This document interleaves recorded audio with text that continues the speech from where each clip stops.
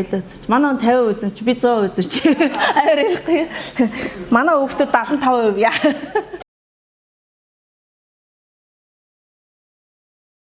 За сайн бацхан уу намайг тамнаа мөгцөг гэдэг үзэмчөө брендийг үүсгэн байгаа гэж байна. Тэгээд миний хувьд бол 2023 оны 1 сард одоо анх үзэмчөө брендээ өрхийн үйлдвэрлэлээр гэрээрээ хийж эхэлжсэн. Одоо манайх бол орондоо мөн Улаанбаатарт гэсэн салбарлаж явж байгаа. Жил 8 сар бол үйл ажиллагаагаа жижиг дунд үйлдвэрийн дэмжих тавийн байранд үйл ажиллагаа явуулж байсан. Үйл ажиллагаа явуулж авах хугацаанд жижиг дунд үйлдвэрлэлийн дэмжих сангийн зэд 2024 онд хамрагдсан. Брендийн нэрийн үйлчлэгийг явуулах, үйлдвэрлэлийг явуулах юм зорилттой байрыг авсан байгаа. Тэгээд энэ үйлдвэрлэлийн байрыг авснараа манай орон нутагтаа одоо 3 ажлын байр нэмэгдүүлсэн байгаа. За мөн тэгээ үйлдвэрлэлийн байртаа осноороо хэрэгцээг хангах хэмжээнд бас үйлдвэрлэж чаддаг. Бас үйлдвэрлэлийн одоо гарцын хэмжээ нэмэгдэж байна гэсэн.